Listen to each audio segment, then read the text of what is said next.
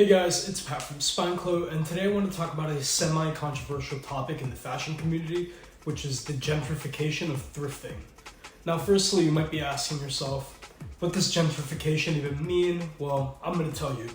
According to Oxford Languages, it means the process whereby the character of a poor urban area is changed by wealthier people moving in, improving housing and attracting new business, typically displacing current inhabitants in the process. Now again, you may be asking yourself, Pat, how has thrifting been gentrified if it's literally just secondhand clothing? It's meant for people to go buy who don't have money for other clothes. Well, I'm gonna explain that. Thrifting for many years before TikTok was an avenue in which typically lower class people would be able to find clothing for cheaper. That was due to the fact that it was secondary born.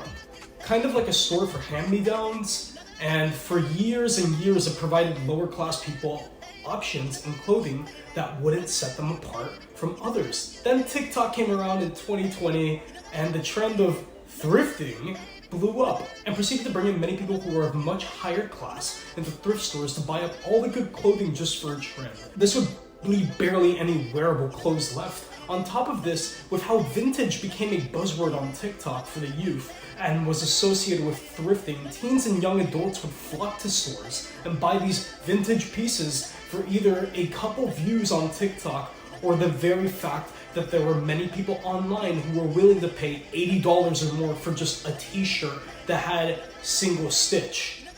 And these shirts usually cost $10 and they could go to people who want them. Now, this wouldn't have been so bad if the prices stayed the same, but the issue is that they ended up soaring to the point that the clothes from thrift stores started getting too expensive for the lower class. A lot of the fault of this falls on TikTok users and how quickly they are to follow trends just to get their 15 minutes of fame.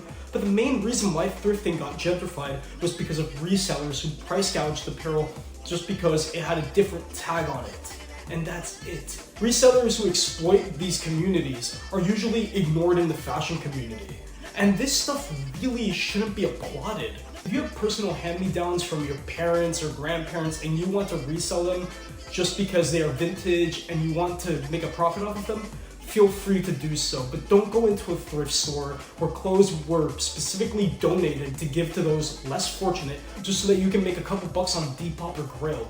There's nothing wrong with thrifting, but the main issue comes from these individuals whose goal is to profit off of what was meant to give back to lower class communities. The sad thing is that thrifting was mainly an avenue for people to go and basically reuse clothing rather than throwing it away.